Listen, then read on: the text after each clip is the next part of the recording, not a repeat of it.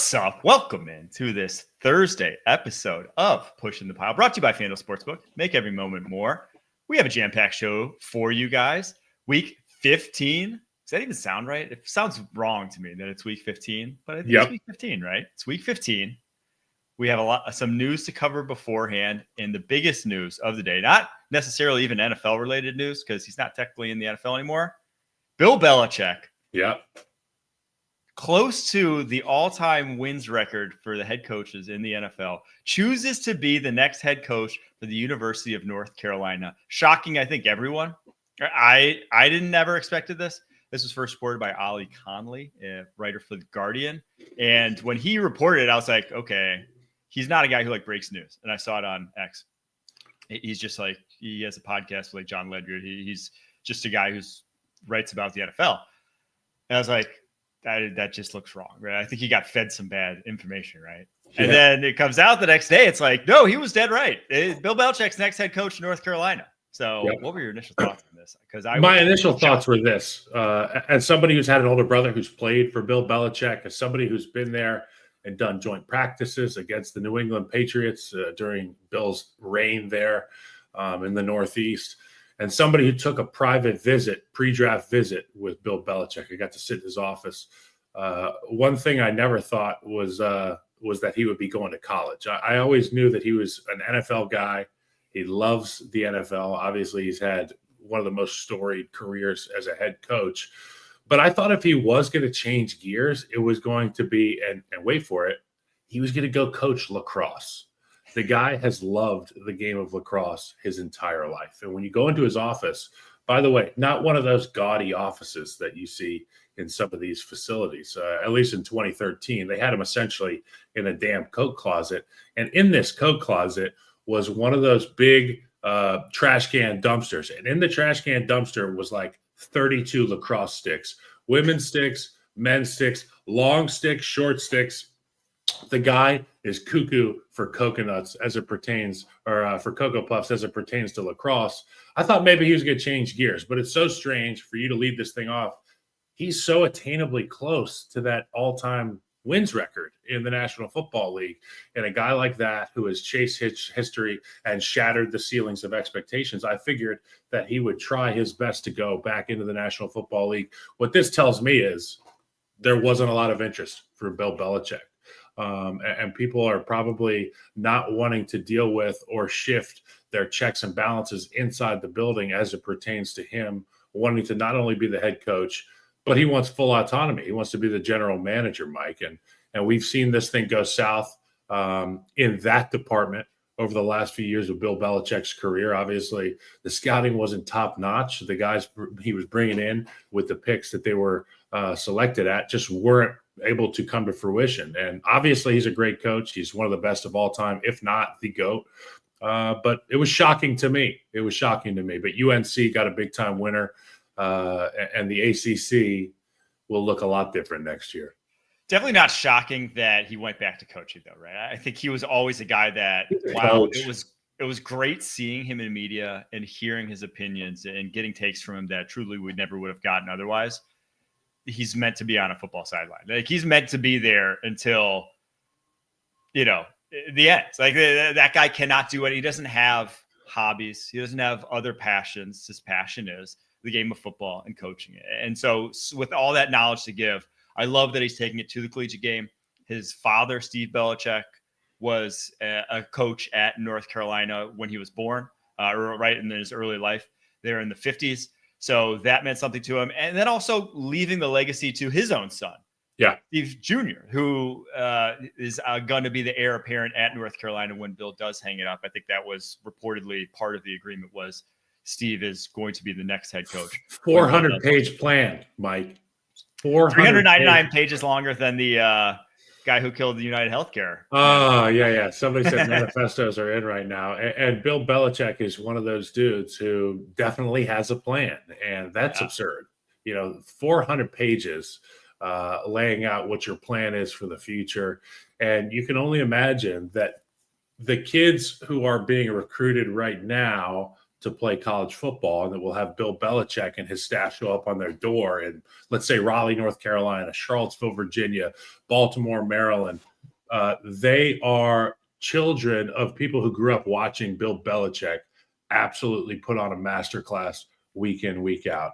And I know for a fact that if I were a kid being recruited now, my dad would have UNC circled, and he would say, you're going to do your due diligence. You are going to, out of respect for yourself and Bill Belichick, take a visit to UNC. And I think that's the carrot that they can dangle in front of people. And obviously, if you've ever been to Chapel Hill, you get these people on campus and it's like, oh my God, is this place real? Chapel Hill is one of those really unique, beautiful campuses, great academic institution. And look, they've been known as a basketball school, but this guy, Bill Belichick, is going to try to turn that around for them. Yeah. And in today's college football landscape, everyone talks about, does he want to deal with NIL? Does he want to deal with the transfer portal? Well, the nice thing is, I think you can run it more like an NFL team because of the money that's there, because of the fact that now you're paying these guys. If you're paying these guys, you can kind of have that, you have a little bit more control over them and what their day-to-day life looks like in the building. And so, I'm excited to see how it turns out. Now, is he going to turn them into contenders overnight? It's weird that he went to like a mid-tier program. But it feels like the Colorado signing. Right? I mean, it feels like the Colorado hiring of Dion, a team that is in a well-known conference that isn't competitive year in, year out. But if you look around the campus, you say, my God, we have it pretty nice here. I think you combine that with the fact that now you've got one of the GOATs as your head coach, it could turn around quick, like we've seen with Colorado. And in 12 months' time, we could be sitting here on Pushing the Pile talking about some of the top draft prospects coming out of UNC that transferred in there that wanted to play for Bill Belichick. And if he's done anything, it is develop. He's maybe not been the best drafter, maybe not been the best overall GM in terms of managing a roster. But that guy, every single player basically that has gone through New England, their best football has come in New England. That's just a fact. There's so few guys that's not the case for. And so if that's, your high school recruit looking at that, if you go to North Carolina, you're going to have your best shot to play in the NFL. That's just a fact. All right. You don't have to doubt that for 1 minute. This Sunday, NFL and CBS highlights the push to the playoffs. Not the push in the pile of the playoffs, just the push to the playoffs. Because first, the Dolphins go to Houston to face the Texans with their postseason hopes on the line. Then, top seeding is at stake when the Bills head to Detroit to take on the Lions. Now that's a CBS Sports Sunday. It all begins at noon Eastern with JB and the guys on NFL Today. The NFL is on CBS and streaming on Paramount+. All right, we got 15 games. We take a quick break, get back to them. It's a team almost too good to be true. You guys ain't ready for us. Kick your game day off right as the top team tackles all the biggest headlines around the league. Who's got two thumbs and loves this next segment? Sunday mornings on CBS Sports Network. I said 15 games. I meant 16 games because the bye weeks are over. We finally have it to where everyone has played the same amount of games, which is so nice from a discussing playoff scenarios perspective, where it's not like, oh, they actually are up a game and a half or 2.5 games behind. We're at that point in the season. It's the stretch run, if you will. Before we get to these, let's get to our locks of the week from a week ago, where we're back, Kyle. I don't know. We're so back, dude. We're above 500 on the season now. I go 2-1. Christian Watson, I just can't figure that man out. But we hit all our other picks on the week, and Harry hits his 5-3 on the season. You want to make some cheddar? Follow the boys on the pod. We're cooking right now. Yeah, don't look week 1 through 12. Just kind of lock in just right now. Once we get to the teens, that's when you can you can tail us a little bit. All right, Thursday night football. We got a great one. NFC West rivals meet as the Rams take on the 49ers. 7-6 Rams, 6-7 49ers. 49ers are 3-point favorites despite Trent Williams being officially out for this one. Nick Bosa still being questionable. Will be a game time type decision. Over under is 49.5 in this game. I don't love the 49ers here. I know they're at home, but Trent Williams is so massive to them. And you're on your fourth string running back in Patrick Taylor. Like every single guy now is out. Isaac Guerrero, Christian McCaffrey. I don't love the 49ers in this situation. I just don't. I just don't. Yeah, there's 2 offensive linemen down for the 49ers. Obviously, I spoke at length about how impressed I was with this San Francisco 49ers team and the showing they had against the Chicago Bears in Santa Clara this past week. But then you put on the tape and the Bills play the Rams, and the Rams look like an absolute juggernaut right now. It's not like they look like it. They just are. And with Sean McVay, Matt Stafford, and those offensive pieces, the health to the offensive line, which you covered at the beginning of the week, that's the biggest difference. Now Stafford can go back there and really flex those superhero muscles at the quarterback position. He made a throw last week from the right side going to, the throw I'm talking about. He was on the right side. He threw it to the left outside the numbers. It's a video game throw.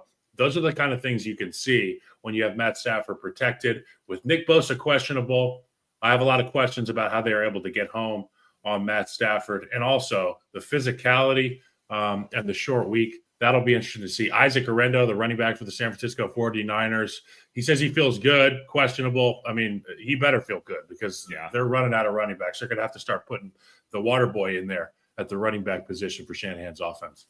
The Rams are just healthier. I mean, at this point in the season, that's such a massive part of every single game we talk about is just who's walking through the door for you, because some teams are just ultimately decimated by it. And the 49ers are one. When you're out, Brandon Ayuk, Christian McCaffrey, Trent Williams, I don't care how good you are to start as an offense, you are not going to be the same team. And when the Rams, on the flip side, are bringing back everyone. Now, Tyler Higbee's still not going to play, still not quite back. So almost everyone in that offense. But they're at full strength. There's just that is such a big deal at this point in the season. And then you just look at how each team's performed this year. 49ers one of the worst teams in the NFL against the spread. They're 5-8 against the spread. Now, it's not like the Rams have been much better, but a lot of that was early in the season when they were dropping decimated games, when they themselves were decimated. So now we were laughing at this group at the beginning, not laughing, but we were just saying like, oh, this is just. It's sad for a guy like McVay and Stafford to not be able to have their offense reach their full potential. And a lot of it was in due part because of the protection. Well, they got healthy and now they're rolling. So now the Rams are that team you got to look out for. Also this, Rams home last week in a dominant win, quick trip to San Francisco. Yes, it's an away game. So Pete Prisco's got all these rules about, they went away twice. They blah, blah, blah. This is a jaunt. This is a small hike up to the Bay Area for the Los Angeles Rams. It's essentially a home take an Uber game. You can take an Uber. It'd be expensive. You might go broke in the state of California taking an Uber to the Bay Area. But you're going to get there to the game, and you're going to be okay. I like the Rams in this one. I like the Rams, and I kind of like the over, too. A short week usually means the defenses just don't have the time to game plan. Offenses can do their thing, right? They have, but you don't have the time to game plan out your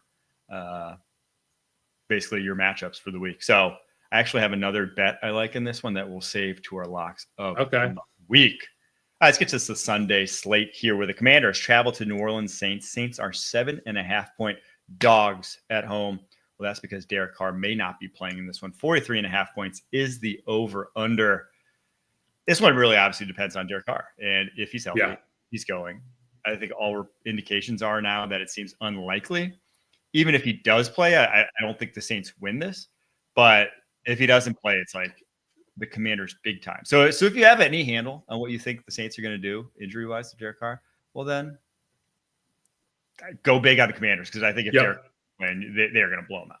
Yeah, and don't forget the last time we saw this Commanders team play, they absolutely dismantled the Tennessee Titans, and it just looked like they were on easy mode. And then add to that the fact that they get a break, they get a bye week, and they get to roll it out against New Orleans, who's got some question marks on their explosive side of the ball, the offensive side at the most important position, the quarterback. And for Derek Carr, we talked about this. You got to start taking care of yourself, man. You're no spring chicken. You got to take care of yourself. You can't be making plays like that. And for Jaden Daniels and this Commanders team, they're kind of in limbo here. Are they going to be a team that's as hot as they've ever been going into the playoffs, or are we going to see what we've seen from Cliff Kingsbury in this offense time and time again in the second half of the season? He answered that question a little bit last week against the Titans, or 2 weeks ago against the Titans. Let's see if he can string it together. If Jaden Daniels can play like that guy that we had pigeonholed as the offensive rookie of the year, like a shoe-in for that. And I think if you go down there, you start fast, you get that offense behind the eight ball, And if it's not Derek Carr, they will not be able to match that kind of production from the Commanders, who can score at will when they're right. And the other big storyline, Marshawn Lattimore. He's going to play finally. He hasn't played yet for the Washington Commanders. It feels like we talked about that trade ages ago. And it felt like, when he got traded and he had a hamstring, Devontae Adams got traded and he had a hamstring. We were like, okay, it's like he didn't want to play for this. We thought it was like a similar thing. It's like, oh, no, it turned out to actually be a hamstring. He's been out for a while now. But I think it's very much understated how much of an impact he could have on this team because of, one, how bad their cornerback position has been. And two, the guy is a number one cornerback in the there are so few of them in the league. To add one to that roster and just the impact that kind of guy can make. And that's been their weakness. I do think that this team can, with him, now obviously it remains to be seen how he'll fare in a new situation.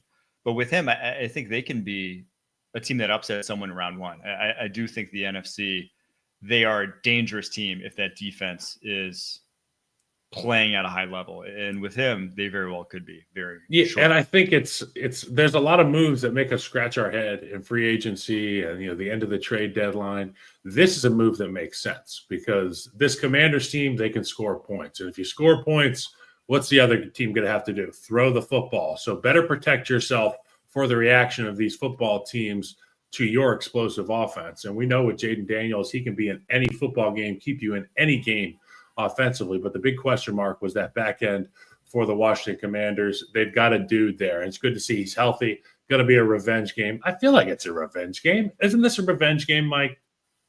Yeah, revenge game. He's heading back to New Orleans, first time playing.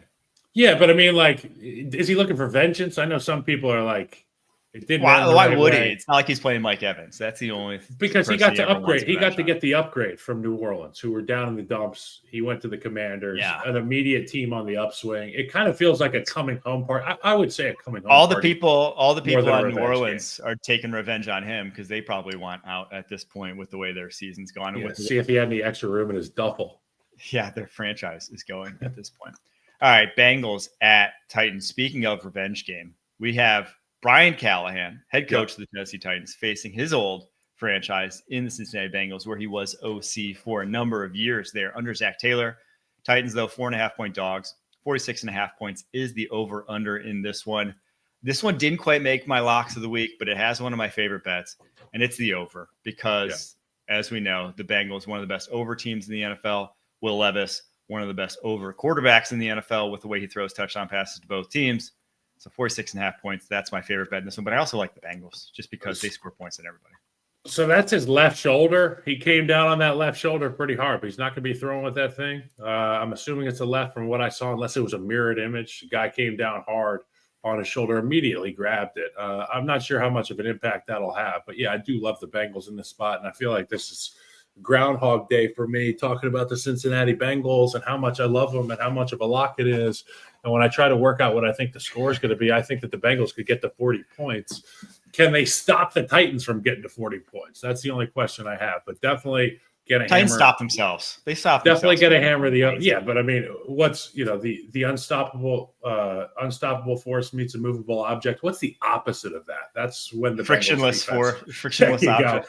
There you go. A fluid, some fluid air particle. At a Mack truck. That's the defense for the Bengals. So I look forward to seeing that one. But definitely going to hammer the over. We're going to do a lock from this game later on. And yeah, man, it's the Bengals. And this is a revenge game because Joe Burrow's got to get back. He got robbed this week.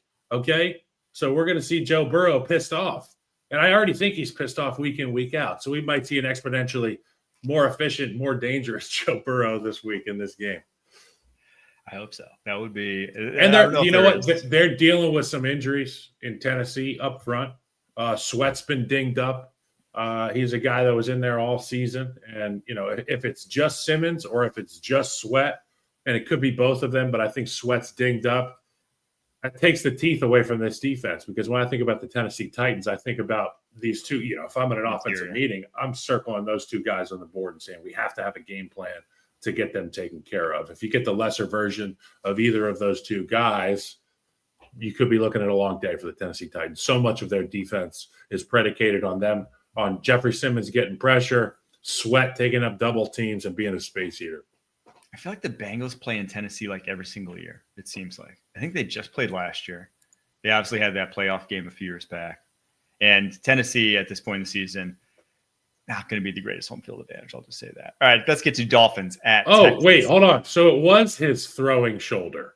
Yeah, Levis, but he practiced in full yesterday. So it was but I mean, AC sucks. And AC is like this. It's when you go like this. So he won't be able to celebrate touchdowns, but I think he won't be able to throw touchdowns. I don't know why in my head, when I close my eyes, I remember he went into the ground, he got pile driven a little bit, and he grabbed at that shoulder immediately. I thought it was the left one, so I'm sorry. It is the right shoulder.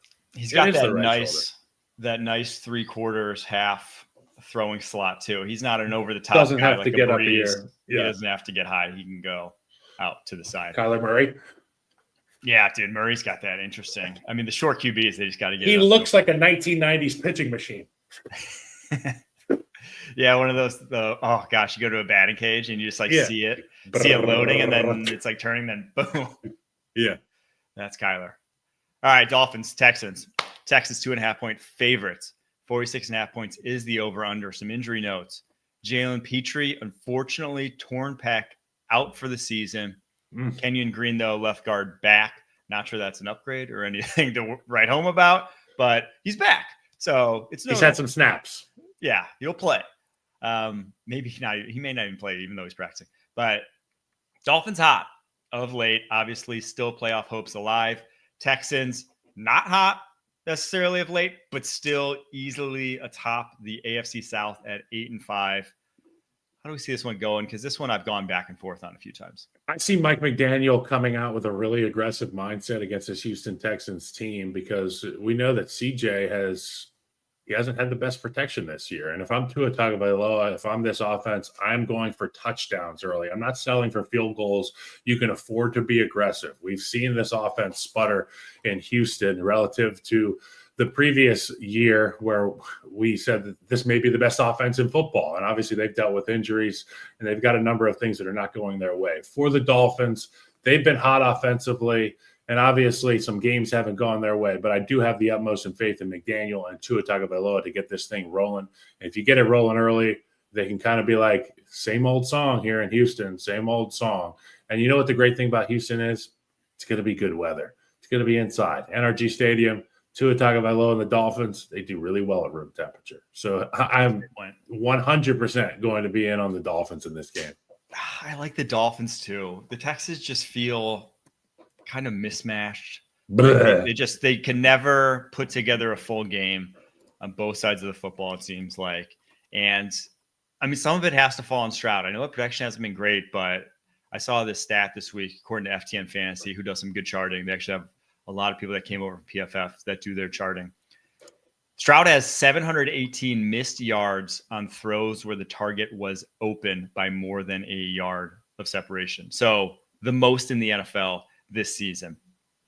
That's tough. It's like, it's hard to sugarcoat that when that's supposed to be his strength, right? That was who he was coming out of Ohio State. That's who he was last year, a guy who doesn't miss a lot of throws, and he's missed a ton this year. So without Jalen Petrie, who does so much for that defense as a Swiss Army knife, and just a guy who would defend a lot of those routes over the middle of the football field that they thrive on, a lot of those screens he would blow up on the outside that the Dolphins love to run.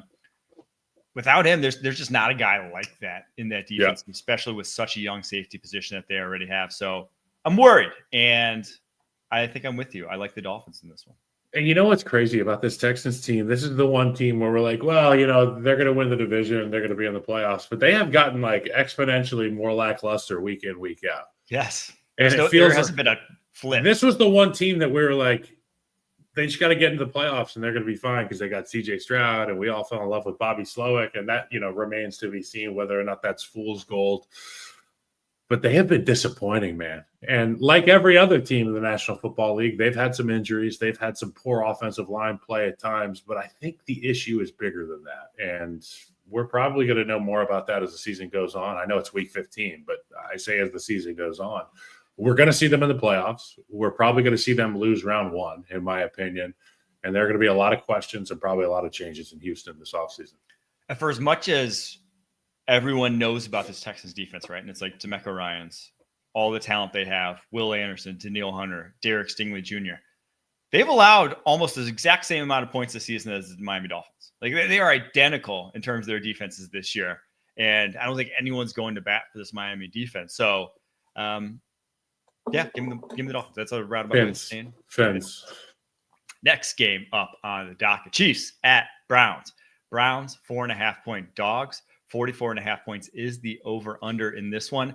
I don't know why Vegas gives any line more over 3 points for the Chiefs anymore, because every game is within 3 points for them for the last month. Every game is going to come down to the very last play. We just know it is at this point. I don't care who they play. They could play the Giants. That spread should be 3. That may be a little bit of an exaggeration, but that's just the way they're playing, unfortunately, right now. They're playing to the level of their competition week in and week out. I was so close to taking this 3-10 Cleveland team as my lock this week with the points, because I don't think I like Cleveland with the points. I like them. I mean, I love Cleveland with the points, but I don't want to get beat up by Creed Humphrey and Trey Smith. And so I'm not going to do that. But I will say it's probably a smart bet. And the only issue that I have is that this Browns defense has been kind of porous as of late. And I know Jameis Winston can go out there and put up 500, 400, 350 yards a number of times this year. But the defense, man, they got to step up. And against a team like Kansas City, you have to suffocate them early. You have to have them feeling like it's going to be a field goal type game. A lot of field goals, not a lot of touchdowns. And I don't know. I don't trust anybody more than Patrick Mahomes, but at the same time, this guy, Jameis Winston, he's in a dress rehearsal right now. He's doing an audition for the main act next year. It'll be interesting to see, number one, what the speech is going to be from Jameis Winston, but number two, how he performs against this defense, who has been historically really good. Obviously, they've had a few letdowns as of late, but they're going to be ready to roll because the Cleveland Browns, they love playing spoiler. And I feel like this is just what we see from the Browns. They always have a pretty good roster. They can never figure it out in totality, but they got the guys in the ability to go beat teams and hang around with a team like Kansas City, especially at home. And the interesting part about this Chiefs defense is that they're obviously still good and still a team that's difficult to consistently move the ball against. Yeah. But they're not taking the football away. They have the third fewest turnovers of any team in the NFL. So they're, to stop teams, they are basically having to shut down drives, make you go 3 and out. And with Jameis Winston, he's going to give you opportunities like to beat Jameis Winston. You have to take the ball away from Jameis Winston. Now, sometimes he makes it easy. And so for the Chiefs' perspective, I'm not going to say they're not going to take any balls away in this one, but they haven't had guys. They don't have the ball hawks on that second level that are making plays consistently this year. So, but nor do the Browns. Yeah. And I feel like it's a double whammy here, because if you can get Patrick to turn the football over, I like your chances, because that's a guy who takes care of the football. And for Cleveland, that's going to be where they have to generate that momentum, that swing, that 14-point swing is going to be from turnover. They haven't been able to do it. I think they're like league worst, or one of the top, bottom 3 in the National Football League in turnovers. Patrick takes care of the football. And on the road, that's very important. Take care of the football. Still like the Browns. In that one. And the other thing, DJ Humphries, he ain't going to be playing. Okay. Yeah. He had an MRI, and we've talked about this a number of times, but what group does Kansas City roll out there on the left side of the football? Who's going to be a tackle? Is Tooney going to be a guard? Is Tooney going to be a tackle? And who's going to be a guard?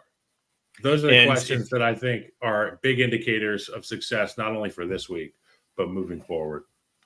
And if you believe in young guys and confidence and all that, whatever, the way they've kind of handled Kingsley and Wanye, it's difficult for them to be confident at this point, because they've kind of, every time anything's gone a little awry, they've been looking elsewhere. Yeah. And so even if they're out there, they're going to be looking over their shoulder if that's the case. Let's get to Cowboys at Panthers. Panthers, favorites. When's the last time you heard me say that? Ever. Yeah, right. 2.5-point favorites. 42.5 points is the over-under. Some big injuries, though, to note in this one. Some sad injuries. DeMarvion Overshown. Terrible. Not really a surprise here, but the the damage came out, ACL, MCL, and PCL.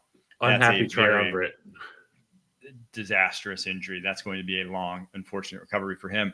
And then the other one, Jonathan Brooks. If you saw it live, you probably knew it was coming. ACL tear yet again, non-contact, same one he tore last year at Texas. Very reminiscent at this point of a former Panther, Thomas Davis, who tore his same ACL 3 times in 23 months. This is now 2 times within 12 months for Jonathan Brooks. Good news for Jonathan Brooks is that Thomas Davis played till he was like 35. Yes. So it is kind of ACLs with how they are now. If it's a clean ACL tear, usually it's more about like once you get the one that takes. And Thomas Davis, obviously, once he got the one that worked for his body, because not every graft does that gets put in there. And that's, if you come back too soon and it's not strong enough, that's how you just get a very simple cut lead to an ACL tear, but shouldn't be a death knell for his career. If it's just a clean one ligament, this is just like, you just need one that takes well. Sometimes guys don't though. And this is why a lot of teams pass on injury risks like Jonathan Brooks in the draft, because not everyone comes to fruition.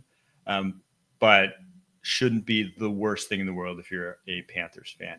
Hey, if I'm the Dallas Cowboys, you know what I'm going to do? I'm going to keep that young, hot second-year quarterback off the field, and I'm going to do so with my running game. This guy, Rico Dowdle, has been awesome. I want to hand him the football 30 times in a game. 35 times, Mike. Can't let Bryce Young get hot, because when he gets hot, he looks confident. When he looks confident, he looks like damn little mini Patrick Mahomes out there. The guy just making plays all the time. You can't allow that to happen. I think the confidence is the big reason why we've seen Carolina playing well as of late, being competitive with some really good football teams. You can't allow that to happen. Don't forget, Dallas Cowboys, you got some dudes too. Okay, you got a lot to play for here. Mike McCarthy's playing for his job. A number of these guys are playing to keep their Frisco, Texas houses in their names next year. And I would imagine a guy like Rico Dowdle is trying to earn the respect of people all over the National Football League, fans all over the National Football League. And he's earned my respect. The guy runs hard. Give him the football. You should be in a good spot. But at the end of the day, I like the Panthers in this one, man. I like Bryce Young and the Panthers. Yeah, I like the Panthers as well. They're learning how to do it. But the Cowboys, they are. And it's like they've been so close week in and week out. And I think this is the week they finally do it. But from the Cowboys' perspective, Mike McCarthy, I've seen this exact story about now how the running game's working, and now how Mike McCarthy's actually scheming up some schemed plays offensively that aren't just drop back passes that were so frequent when Dak Prescott went down. Every time Aaron Rodgers got hurt, all of a sudden Green Bay's running game turned into a better version of what it was when Aaron Rodgers was out there. And all of a sudden, he would scheme up throws. I mean, I remember the Matt Flynn game. On multiple occasions, Matt Flynn came in. He got him a whole contract off of one game. But when Rodgers is out there, when Dak's out there, he just turned the keys over to the quarterbacks and just turned it into a drop back passing show and kind of ignores the running game. So funny to see it happening to another team now that it's not my own franchise, but still the Cowboys look overmatched just from the quarterback position. Bryce Young's playing good ball, very, very good ball. And the Cowboys, I do think they get a pick on him in this game. I do still fear those corners and their playmaking ability for Dallas. But I do ultimately think the Panthers win this game because of Bryce Young, just the way he's playing up there. Yeah. Now we're going to take a quick break. After that, going to get to Jets at Jags. After this. If you love football, this is the best time of the year. This is as big as it gets. The stuff of absolute dreams.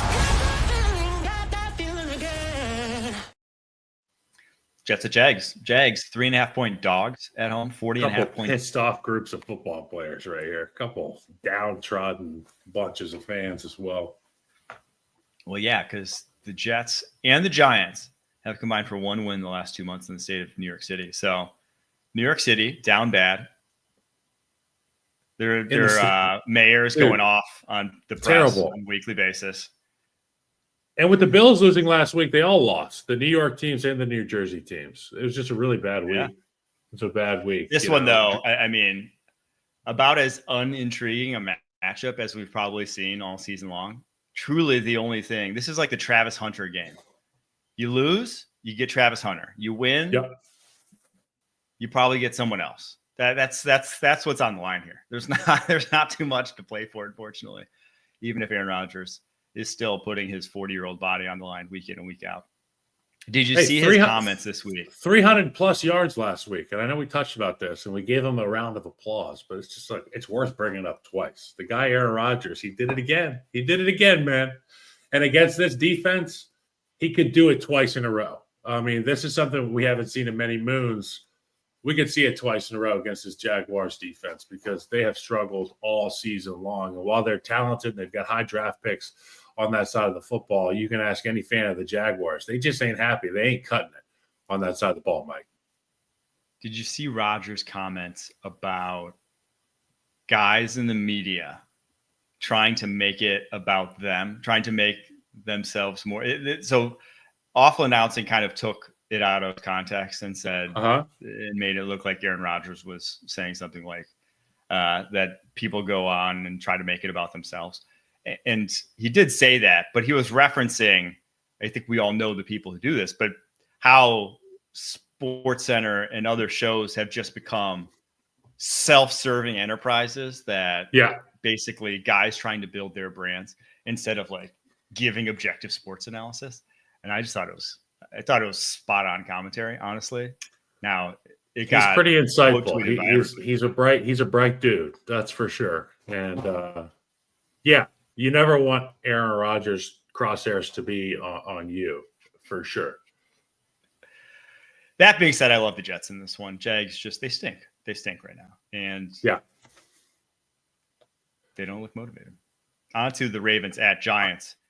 Too much going on in terms of strength of roster on the offensive side for the Jets. And I think that matters, regardless of how your football team's playing. At the end of the day, if you line up and you've got those dudes at receiver and you've got Aaron Rodgers at quarterback, you shouldn't bat an eye in a matchup like this.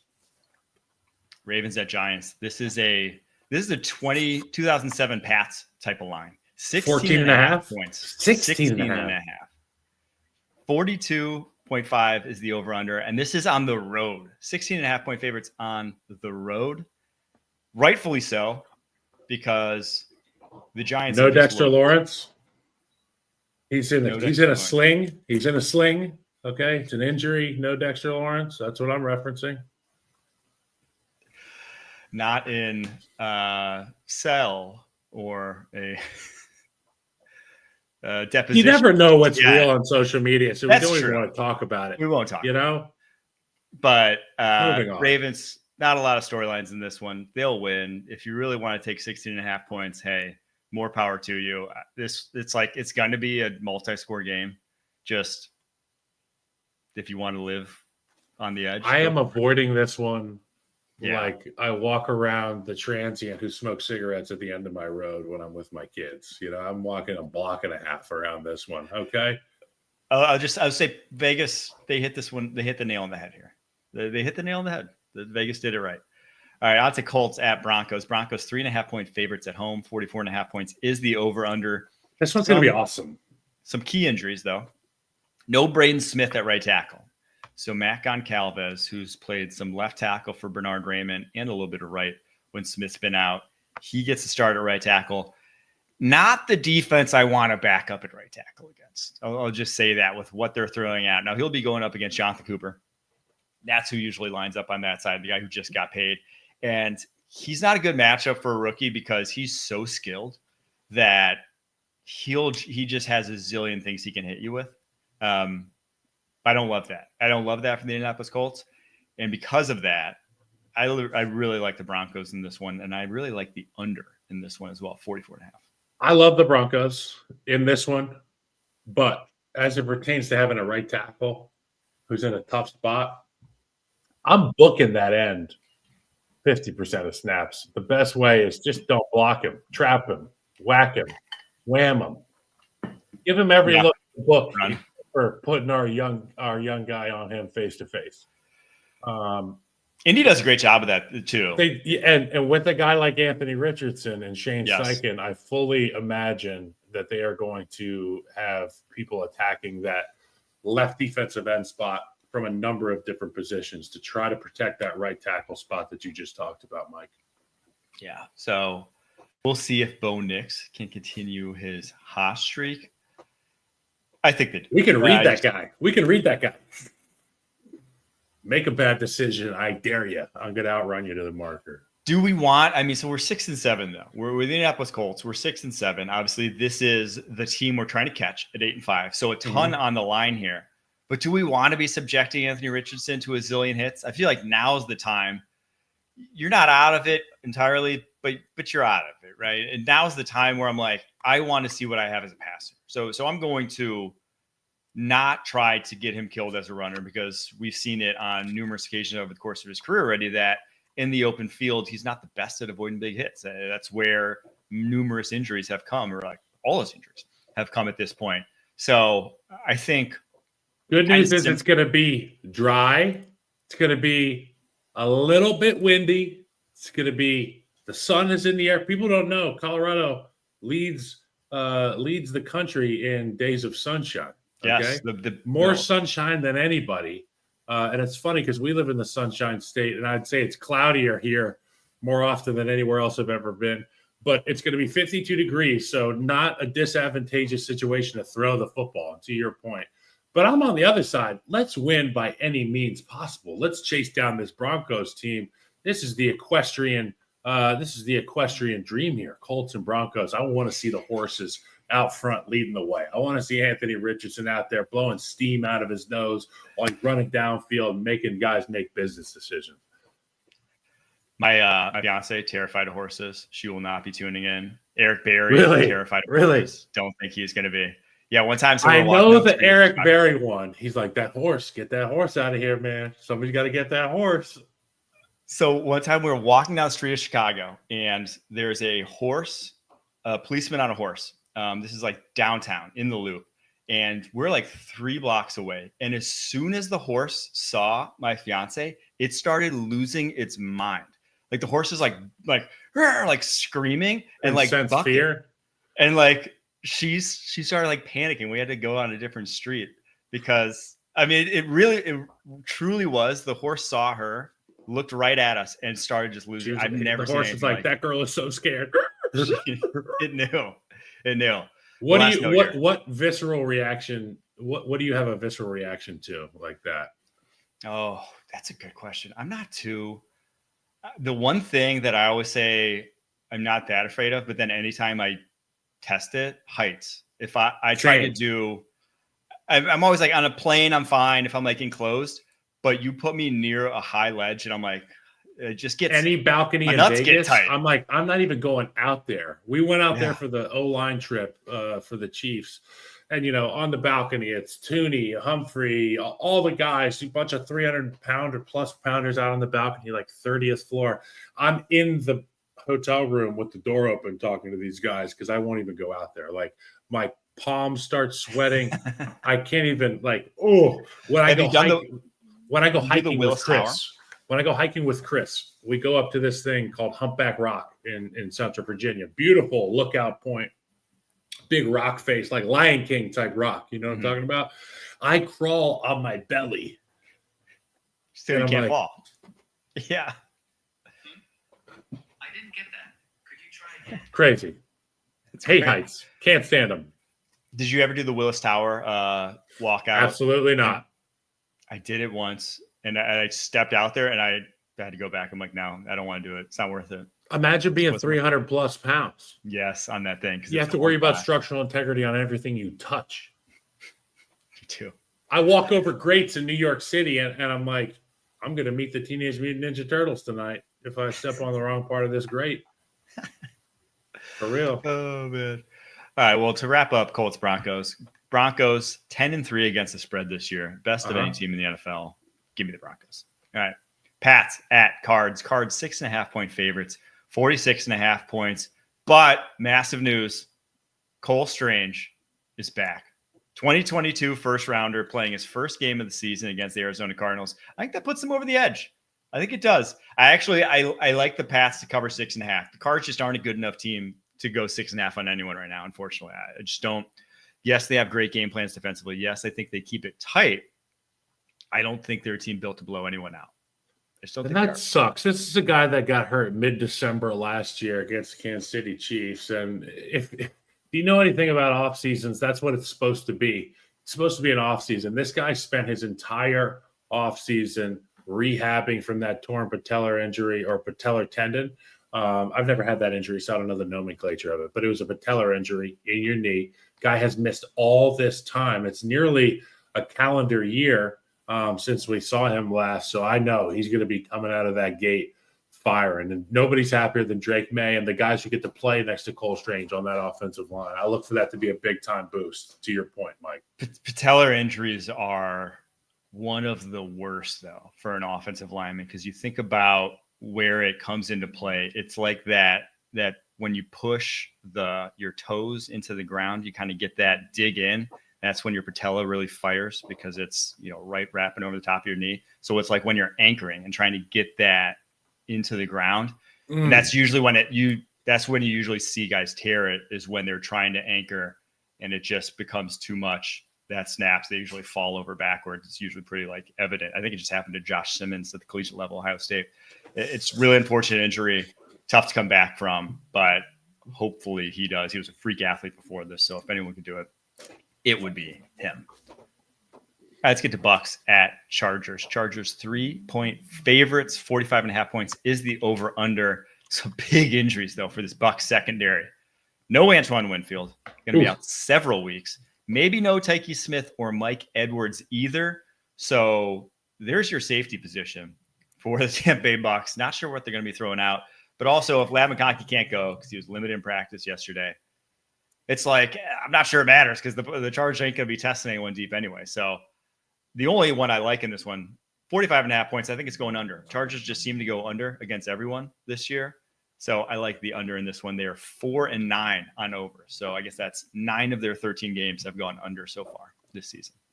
I like the under as well. And you talk about the injuries of the Tampa Bay Buccaneers. This is a team that's no stranger to injuries. They've dealt with it the entire season on both sides of the ball at key positions. But the thing I give them credit for is week in, week out, they find a way.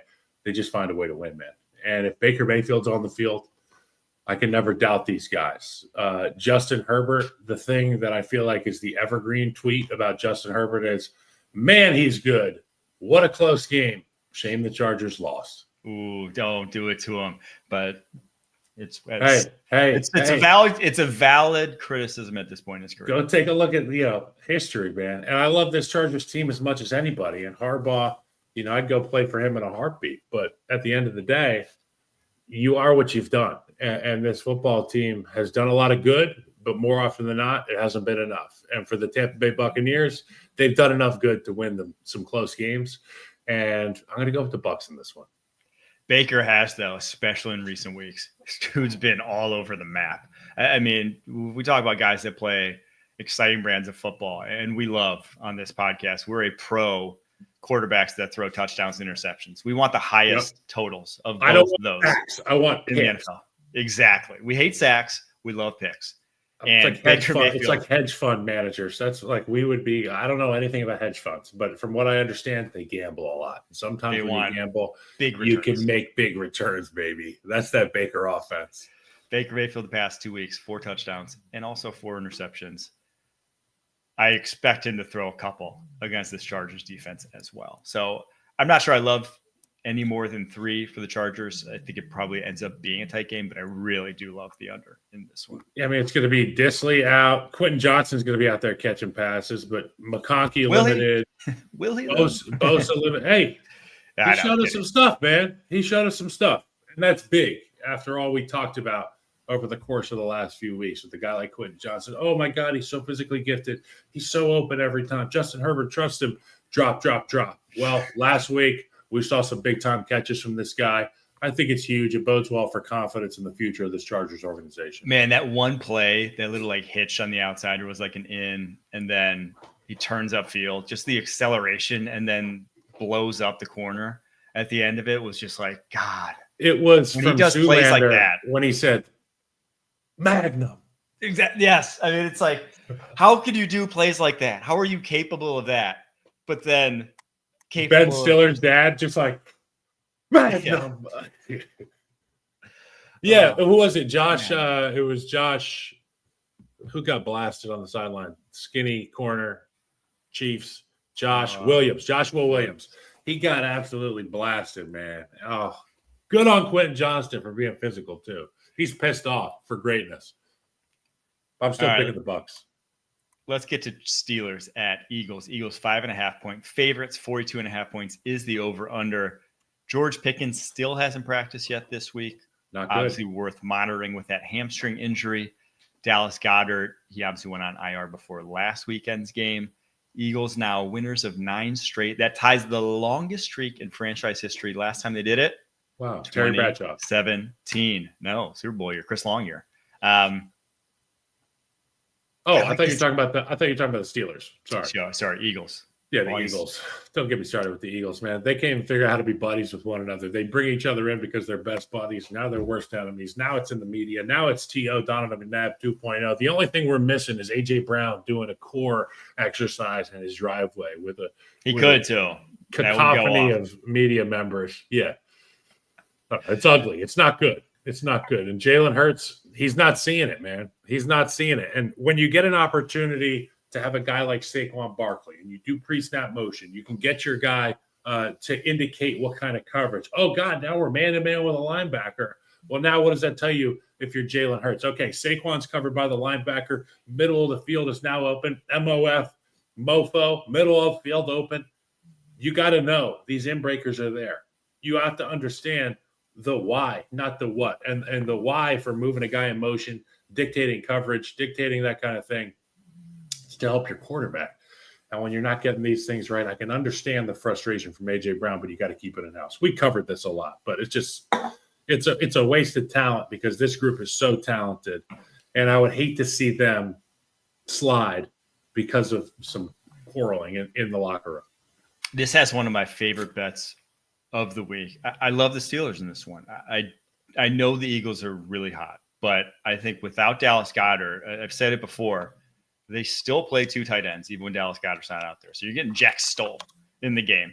So your passing attack is really taking a big hit when you don't have him in the game. Obviously, we saw it last weekend against the Panthers. And then the Steelers, obviously, I like them a lot more if Pickens were there. But they still play they play a similar sort of game, and they are 10-3 themselves against the spread this year. The bet tied with the Broncos for the best in the NFL. Like they play a brand of football that's Pickens concerns me weekly. That does. But one of my favorite bets, I have the Steelers. Eagles. I have the Steelers at themselves -5 because I think they're a full live dog in this one. They are not super mismatched at this point in time with all that going on in the Eagles locker room. You can get them at -5 for +400. Steelers -5? Steelers -5 for +400. So if you get a 1-score game, if you get a 6-point win, if you get a 1-touchdown game at the end of this and the Steelers win it, which you could even sneak out in overtime too if this game does go to OT. Yep. +400. One of my favorite bets of the weekend because that's just such long odds for a very, in my opinion, possible outcome at this point. I think Lane Johnson and Jordan Mailata, they grabbed these skill guys by the scruff of their neck and they brought them into a room and closed the door.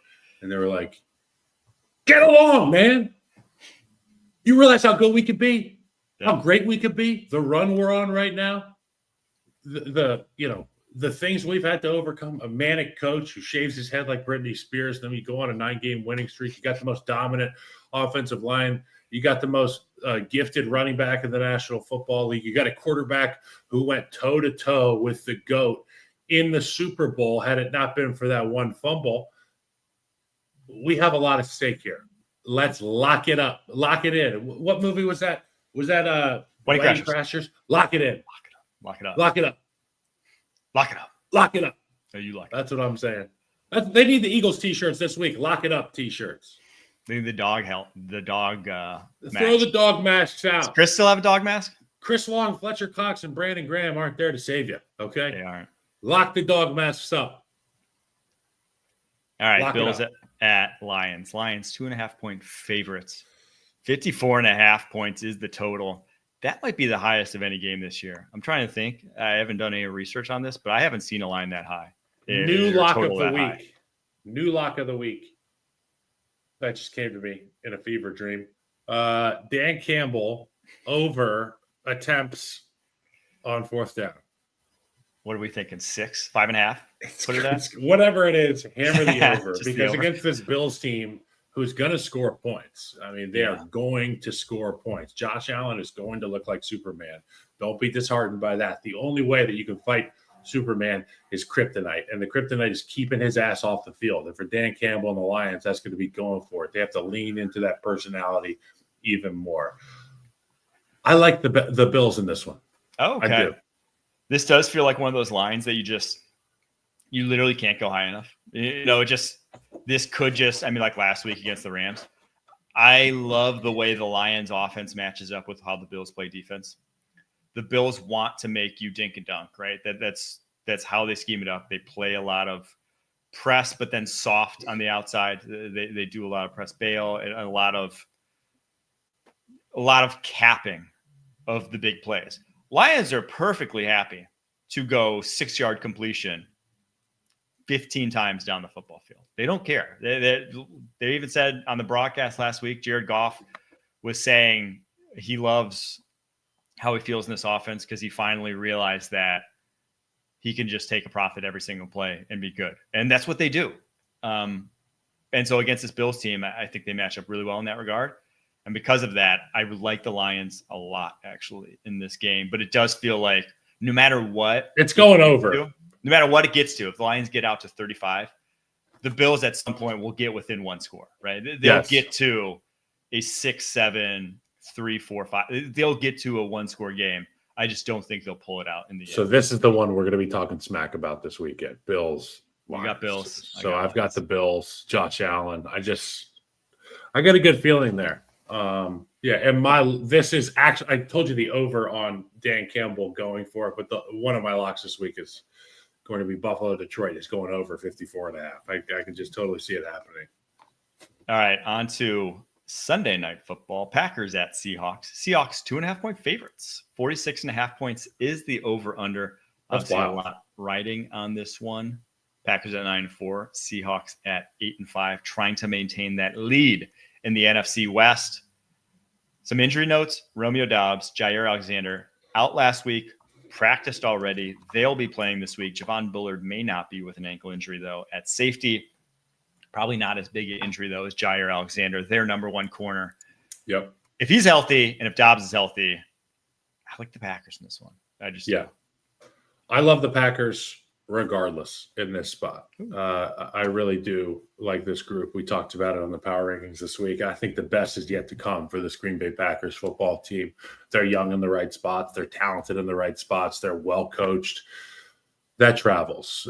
They've got a running game as well. So I think it really does travel. And I got to give credit to the Seahawks. Their defense has been awesome, but I feel like you can scheme your way out of some of this stuff against the Seahawks. And Mike LaFleur is going to do that, or Matt LaFleur is going to do that. I do also like the under in this one. 46.5 is a big number considering, one, how well the Seahawks defense has played, and two, the fact that the Seahawks may be without Kenny Walker in this one. Obviously, he didn't play last week. Still week to week, but if he doesn't go, there's just a level of dynamism of like big plays in the run game that you don't have to worry about when Zach Charbonnet's in there. So I really like the under as well. Get you a glass of Charbonnet and just sit on the couch and watch this Packers game. All right, bud?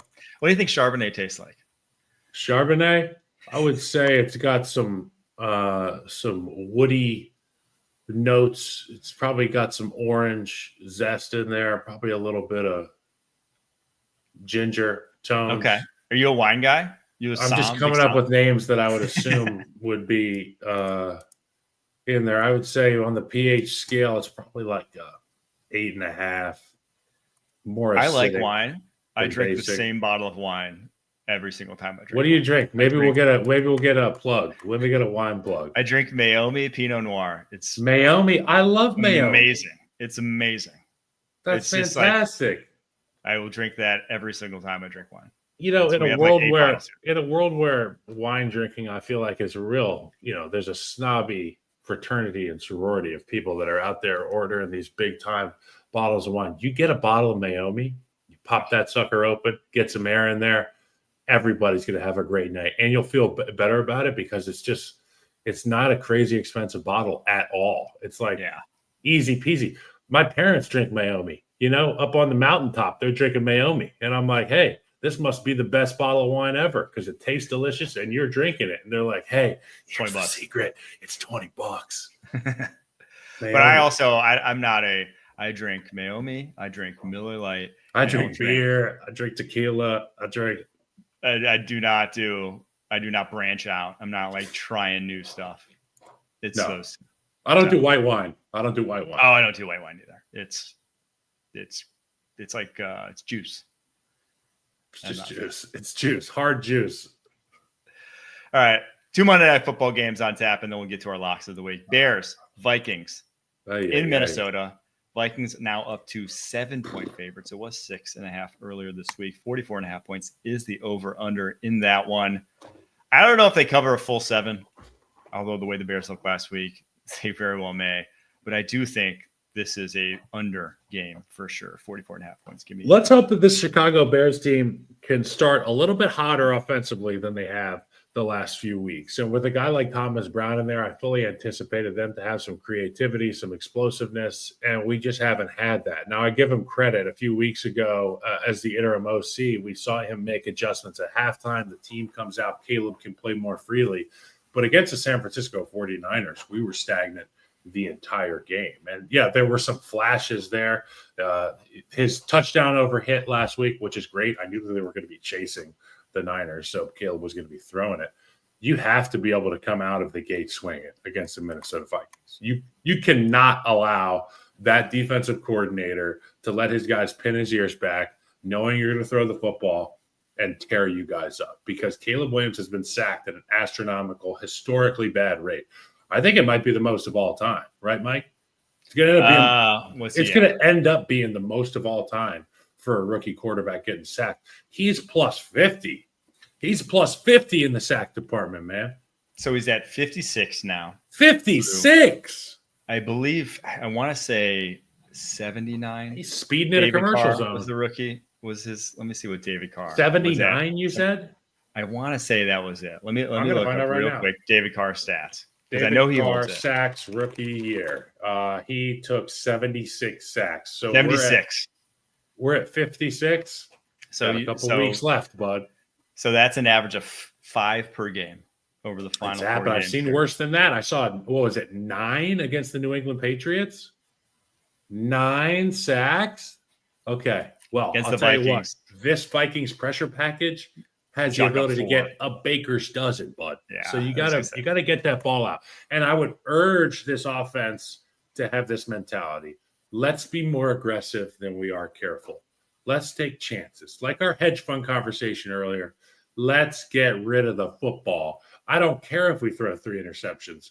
I think that's progress, to be quite honest, because when you're taking sacks back there, it is demoralizing. It's a drive stopper.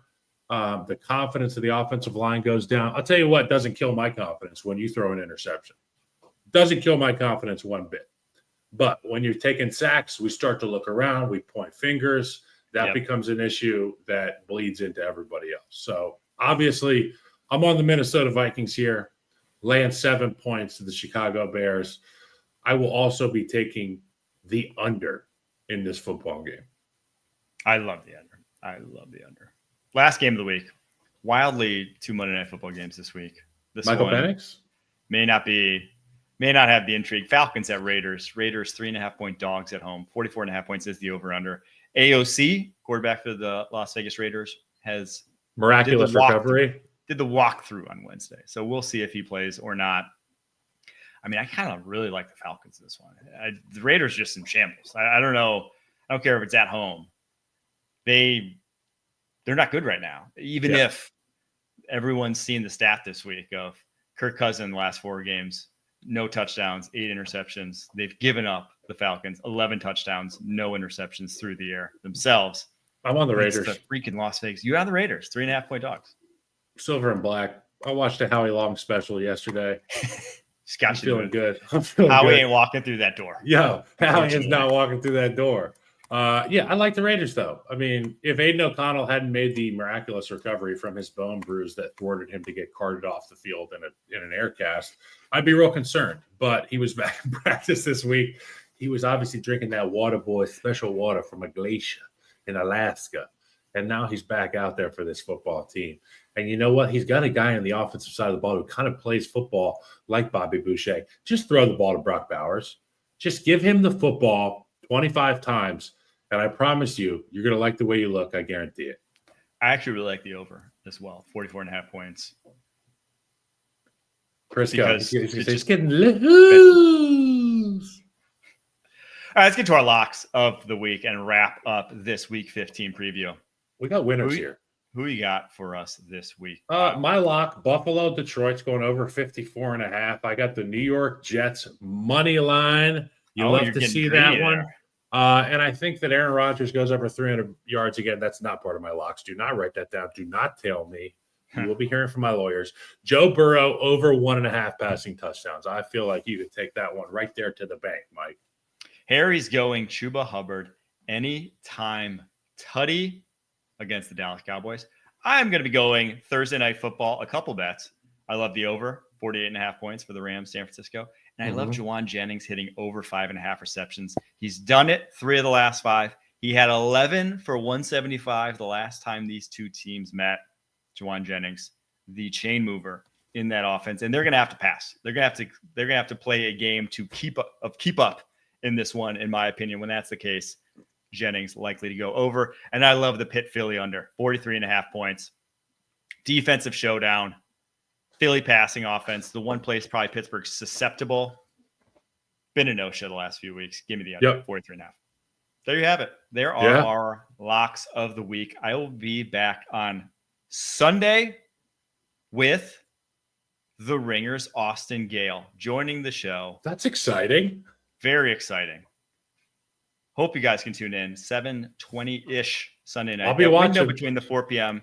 and the 8 p.m. games. I guess the 8 p.m. game being Sunday Night Football. I'll have Jason Garrett muted, and he can smile at me, and then you can talk to me. You'll just be watching with Austin, Garrett and Dungy forcing the biggest fake smiles on Sunday Night Football. Yes. They tell me I can't talk about other networks on the show, and I'm not supposed to criticize those guys, but it's like sometimes you got to keep it real. Sometimes you just got to be like, what the heck's going on these shows? What the heck? All right. Until then. Peace, love.